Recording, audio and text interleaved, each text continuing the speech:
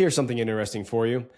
Entrepreneurs that have a business plan are 260% more likely to launch their product or service. A business plan increases your chance of growth by 30%, and businesses with a business plan outperform other businesses that don't have one by 85%. Businesses with business plans grow 85% faster than those without one. Welcome to MindHyve, where we help businesses and entrepreneurs work smarter and not harder. My name is Drew, and today I'm going to be discussing with you guys the business plan, the daunting business plan. Today we're going to be discussing all the steps that it takes to create this business plan, from setting up your vision and financial projections to practical strategies like SWOT analysis and goal setting. All of these things that are extremely important for when you're starting your business out. So if this content is valuable to you or you've learned something, please hit the like and subscribe button, and we greatly appreciate that. Let's get started. A goal without a plan is kind of just a wish. When I first started MindHyve, it was a bit daunting, and creating the business plan was one of the key steps for our growth and getting us on the right path to what we were trying to do. The idea being that a goal without a plan is just a wish, right?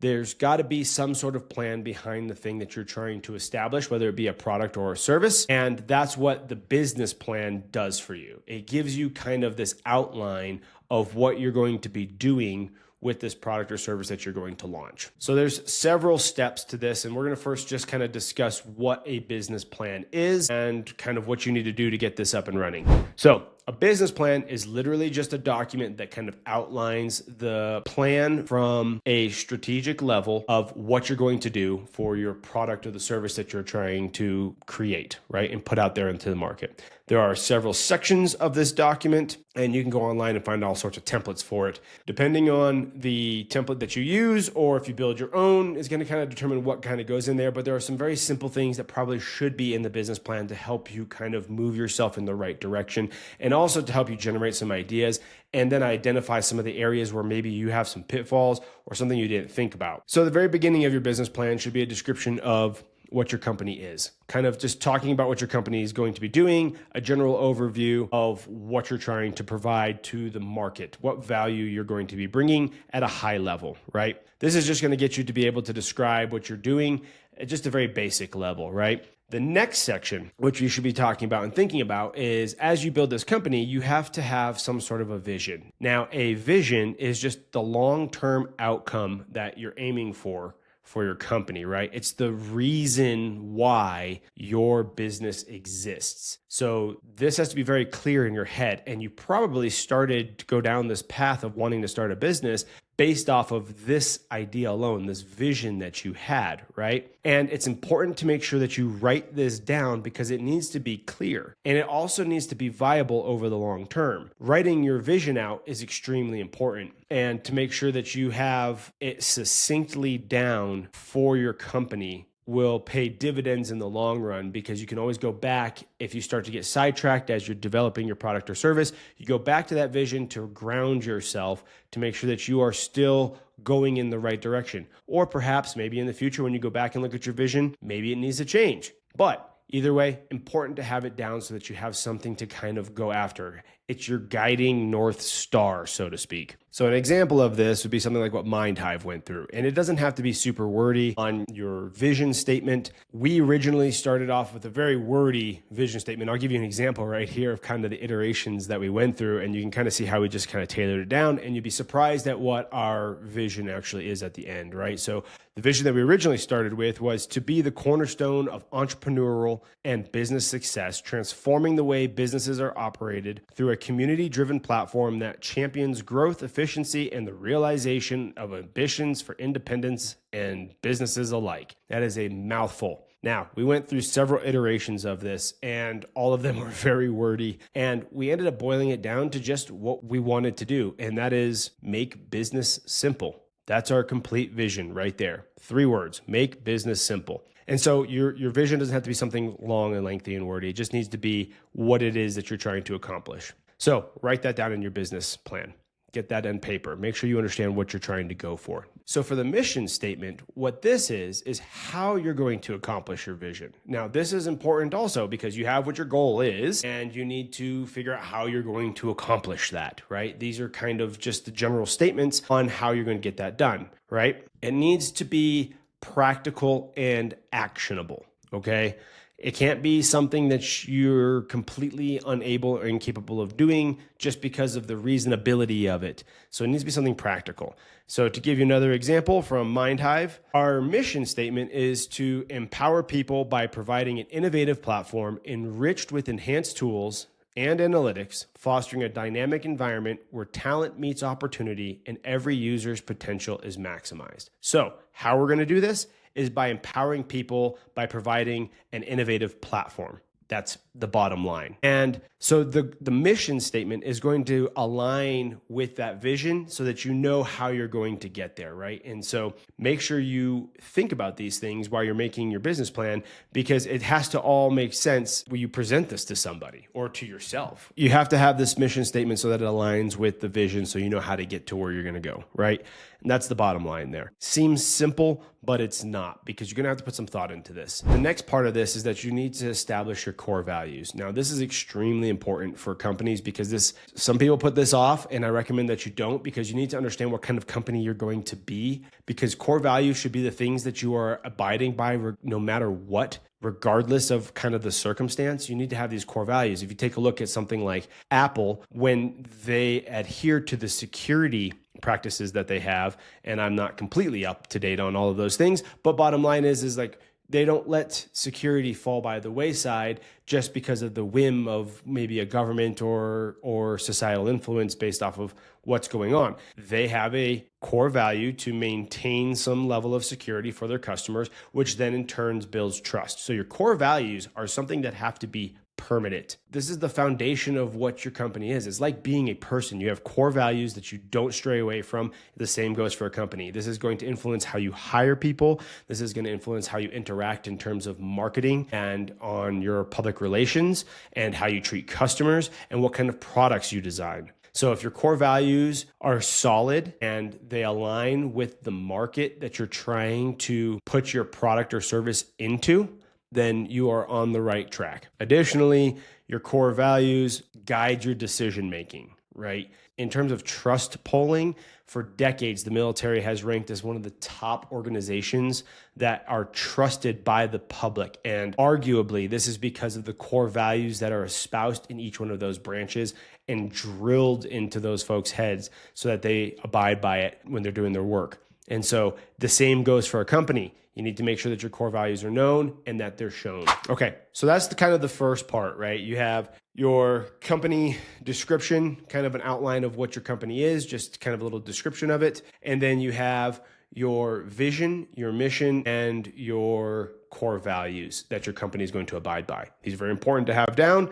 Make sure you put some thought into them. On to section 2. This is where you're going to identify where you kind of fit in terms of your product and service within the market that you're about to enter, right? This is how you analyze what your competition is like and who you are in comparison to them. So oftentimes we go by this thing called the SWOT analysis, SWOT. And on top of that, in conjunction with the SWOT analysis, we're going to conduct a little bit of market research. So let's first talk about the SWOT analysis. SWOT stands for strengths, weaknesses, opportunities, and threats. Okay. And these are important to kind of lay out because it gives you an idea of where you stand in the field of battle in terms of where you are for your market and your niche. Now, there's a lot of ways to dive into this, and there's internal and external factors we can kind of evaluate, or, there's different ways to kind of do a SWOT analysis, but we can kind of keep it simple for the purposes of just starting, right? As you progress in your business venture, you can kind of dig a little deeper into the SWOT analysis, and actually you can use these on multiple areas of your business as you grow. So it's not just for the business plan. You can use this later on down the line, but first thing is strengths. This is where you identify your internal strengths that kind of give you a competitive advantage in the market landscape. This is the things that you're good at, These are the things that you have an advantage with. And so if it's a product, maybe you have some sort of manufacturing process that is advantageous to you. Or if it's a service, maybe you have an expertise, or maybe you have an efficiency that's built in, something along those lines. That's going to go into the strengths section. And you're going to discuss this at length in your business plan. This is going to help the folks who are going to be reading this, to include your business partners or any kind of venture capitalists or investors or whatever it's going to be. This helps them to see kind of why it is that you are doing what you're doing because of this advantage that you've got nailed down. The next part of this is weakness. Now, this is a hard one because we have to identify where we're actually weak. Where are our weak points? And it's important to have these nailed down because not knowing what your weak points are will end up being a massive hindrance to you or lead to complete failure down the line, right? So we need to identify those as in detail as possible of where our weaknesses are for this particular product or service. So this would be something like you have limited resources or lack of brand awareness, the brand identity. Maybe you don't have any money, maybe you don't have people, something, but make sure you identify those things. And then that also enables you to start to work on the things that are your weaknesses so that you can improve your product or service and your company. So the next piece is going to be your opportunities. This is kind of the areas that are opportunistic for your particular product or service. And this may be something like emerging markets for this product or service.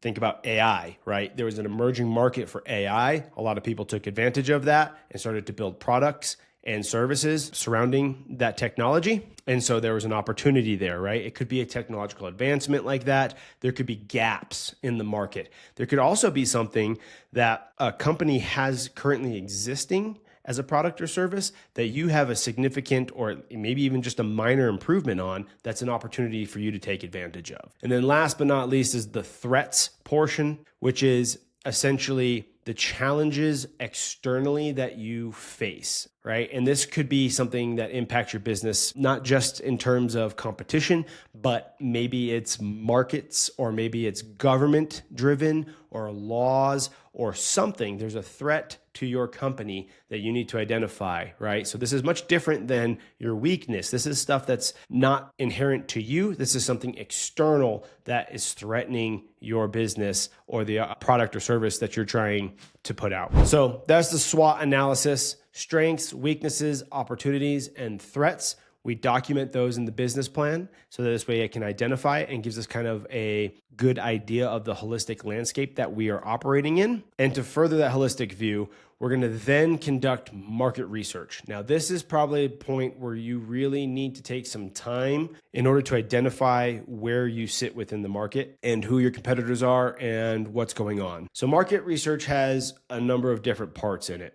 The first part is to actually know your target market. Who is it that you're trying to go after? What are the demographics? What are the people like? What are the businesses like that you're trying to target with your product or service? Okay. So you need to analyze your competitors that are also within that market space. And when you analyze them, you can then kind of position your company somewhere within that market, alongside them, ahead of them, somewhere, so that you understand what your position is in terms of viability and likelihood for you to succeed. It also is going to give you a great idea of what kind of volume you're going to have in terms of being able to sell your product or service. And it's also going to give you an idea of what to do and what not to do based off of what your competitors have or have not done. So that's kind of your competitive analysis. You're going to be just analyzing the businesses around you, analyzing your company, and seeing kind of where you fit. When you're writing your market research, you're going to be identifying the companies that are competitors, or at least near competitors to you. So this way you have an idea of what you're up against. Now, here's my advice. If you are starting a business and there are other businesses doing what you are planning on doing, that does not mean that you shouldn't necessarily do the business that you want to do. It just means that you have to enter that with the competitive mindset, the entrepreneurial mindset, so that you can compete in that environment. Means that you have to differentiate yourself in some way. And that's why this business plan is so important, because it's going to help you identify all of those things. So if you go into the market and you're doing something exactly like something that somebody else is already doing, you are already behind the power curve because they are established. You are not. But if you can differentiate yourself, well, now you have some sort of an advantage there that you can compete on, and it's much more likely that you'll be successful. Now, understand, your competitors are also watching the things that you're doing, and they're going to try to pivot and maybe compete with you in that area that you've kind of differentiated yourself in. The next piece of this is just identifying your market size and trends. This is extremely important because a lot of people will try to start a business and they have some great idea for some sort of a widget that is a short-term item or product or service or technology just because there's some sort of a fad going on. And so they're taking advantage of that fad, but that doesn't mean that it's long-term viable. So if you want to build a business that lasts, you have to understand what the trends are like and ensure that the product or service you're going to provide can last through those changing markets and changing trends. You also need to identify the size of your market, because if you're so far niched down that you don't have the ability to sell and scale, then you may quickly learn that your company won't be able to survive over the long haul because you just don't have enough people to buy your stuff. So identifying what the market size is and the trends associated with it are very important. And perhaps if you're too far niched down, maybe you can expand a little bit. But again, writing this in your business plan gives you the opportunity to see this and make changes if necessary. On to the next portion of your business plan. Outlining your product and or services. All right, this is extremely important because it's going to help you to really define what it is you're trying to provide to the market, right? This is where you clearly define your product or services, and it helps communicate that value to the customers. So roughly 76% of consumers say that they're more likely to purchase from a company that understands their needs. So this is where this kind of helps us define that so that we can communicate it well. So how do you start this? Start just by listing out the product or service at a high level that you are going to provide. And then we continue to define from there. And for each one of these product or service, you're going to define what's called the USP, your unique selling proposition. This is what differentiates you from the competition and helps to communicate the value that you're bringing to the consumers. It's important to make sure that this is a strong USP because it's going to really help in terms of your profit margins and your growth. So there's actually like a 50% higher margin rate for companies that have a strong USP than those who don't. Ensuring that your USP is well-defined and strong is absolutely critical. And if it's not, then it's time to put some thought into why. And maybe you can identify some areas that you can kind of change your product or service to make it more unique and stronger so that when you communicate it with the customer, you have the ability to increase your profit margins. Now, in terms of defining your list of products and services, once you've got that listed out, the next piece, which is quite frankly, my least favorite part of starting a business, is validating that product or service, because this requires you to perhaps learn something about your product that you didn't want to know, or maybe you learn something that is absolutely wonderful. Now, what validating your product or service means is testing to see if it is a viable option in the market. In other words, are you going to be able to sell whatever it is you're going to provide? And that's a very daunting task and very scary question to have answered. Approximately 95% of all products fail because they have a lack of market research and or validation. And so it's basically somebody decides to get a good business idea, they throw it out without validating it, it fails miserably, and then they wonder why in the world no one bought their stuff. It's because no one wanted your stuff. It's because there was no need for it in the market and you were providing a service or a product that just didn't fit. So that market fit is what you're looking for. So how do you test for this? This can be a couple of different ways. You can do polling. You can do online polling. You can do market research online to see if there's people who have mentioned that this is a need. You can ask your friends and family. You can also look to other businesses who have done something similar. And oftentimes, product validation can come from that. Now, you need to understand, if your USP is so significantly different than the products that are part of your nearest competitor's product line or service line, then you're going to need to dig in a little bit more, because you never know if it's been tried or not. And if you're putting something new out into the market that has no basis for validity, then it might just end up not working. So there has to be some common sense here. But bottom line is validate your product, validate your service by asking questions, polls, selling a product, maybe doing some pre-orders if it's something that you can sell online. Maybe it's by providing the service for free initially to see how many people want to actually have the service, even at a free price point, right? These are ways you can kind of validate your idea, but you do need to validate it, and you do need to provide a justification as to why you should continue pursuing your business based off of that validation criteria. So the next piece of this whole thing is setting up SMART goals. And this is an extremely important step, and you do want to document this because they will change potentially over time, but you need to have something that you can go after in your business plan. And this also communicates to other people that you have thought through the process of building this business out. So I know we've all probably heard of SMART goals, but if you haven't,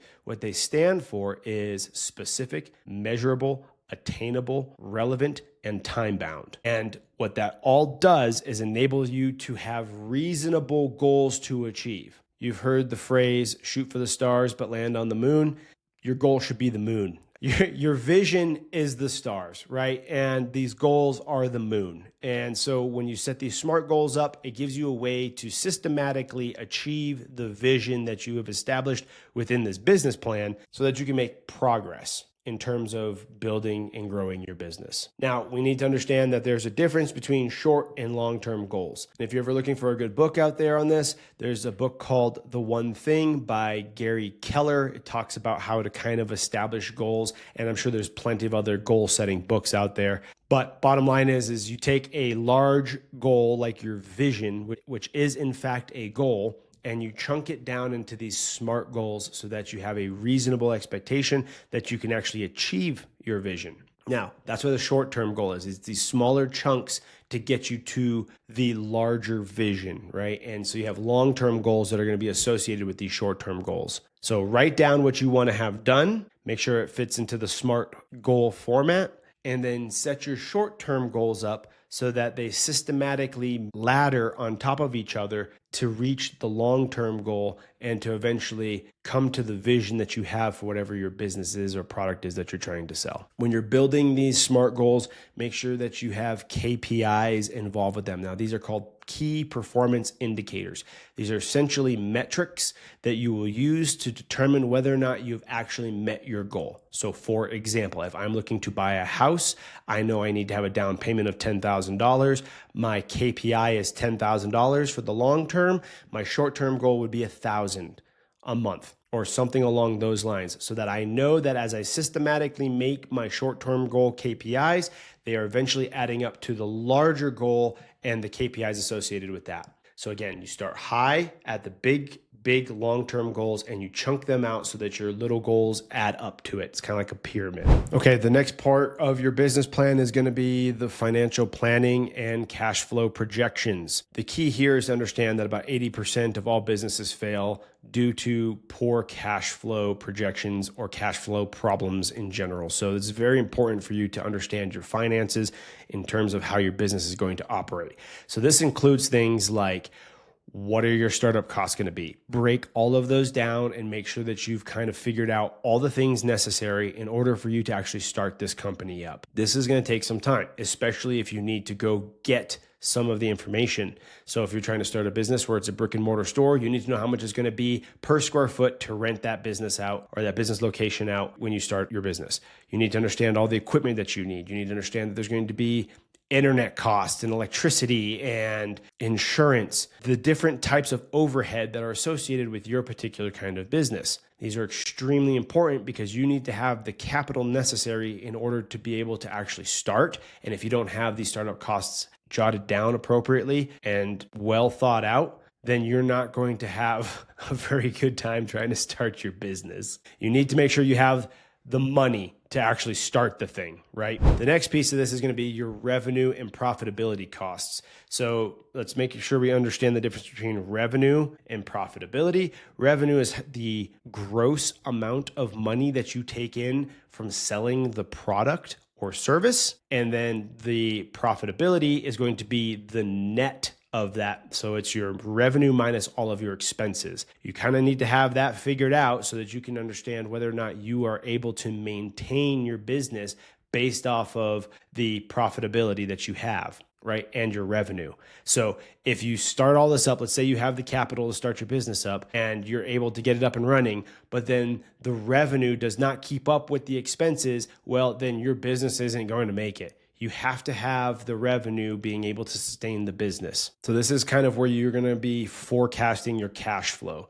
Why it's very important to make sure that you have a viable product and you did some testing, because based off the testing, you can do some projections in terms of your cash flow. And then now you understand what your revenue and profit margins are going to be like, and therefore whether or not you're going to actually be able to build this business.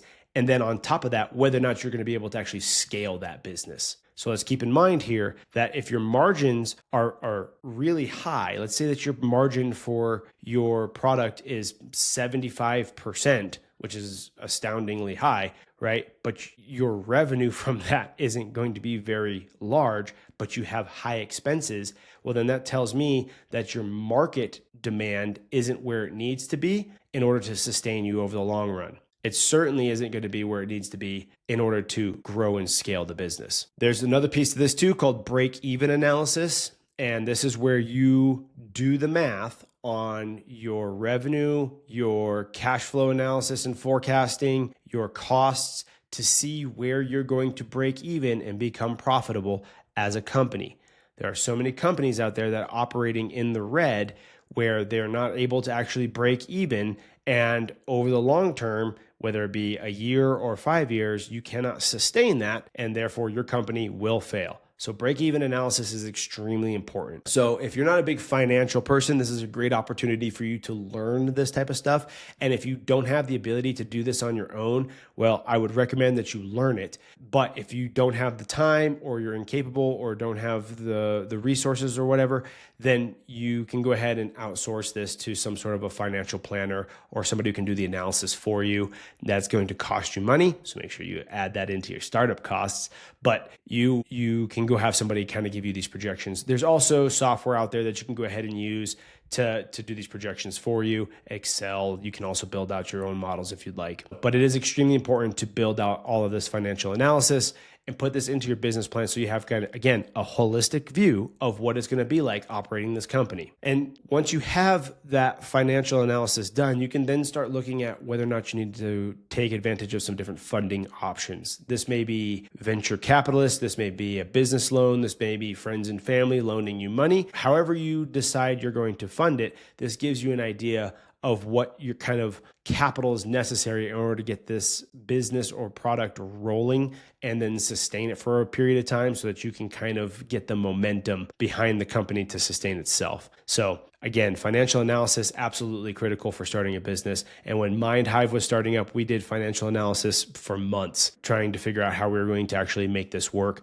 and what were the best options for us. Now, one of the things you can take into consideration when you're trying to look into your capital for startup capital is you've got several different ways of doing this. I already mentioned business loans and investors and things like that. If you are one of those individuals that are looking to start a business that you're going to require investors, you have to have a business plan that accurately defines all of these things so that the investor can feel comfortable giving you money. You cannot expect an investor to give money to a company that has not thoroughly thought about their product and does not have the answers associated with all the things that they're going to be concerned about. Because when an investor gives you money, they're expecting a return on that money and also probably a portion of your company. If you're looking to bootstrap this, which is a great option, it certainly has a very high level of satisfaction once you know that you've been able to do this from the ground up all on your own, well, then that takes a lot of financial prudence to make sure that you are actually building the company in a manner that is efficient, effective, and profitable so that you can bootstrap it from the ground up. It is a very difficult thing to do.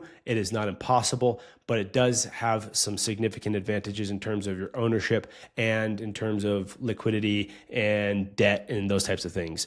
Take a look into the different types of options for funding in terms of getting your business started up and make sure that you're really trying to calculate all the different opportunities that you have when it comes to raising capital. And that's pretty much what we need to do for a business plan.